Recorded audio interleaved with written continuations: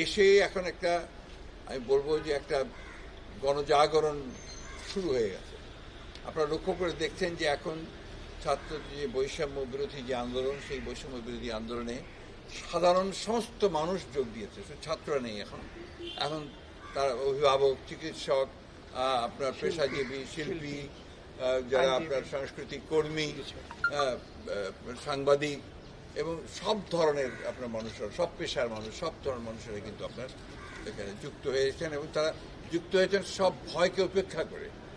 এটাই হচ্ছে এইবারকার এই আন্দোলনের সবচেয়ে বড় যে দিকটা আমি লক্ষ্য করছি, যে মানুষের যে অন্যায়ের বিরুদ্ধে যে তারা জেগে উঠেছেন, যে জাগরণ তাদের সৃষ্টি হয়েছে।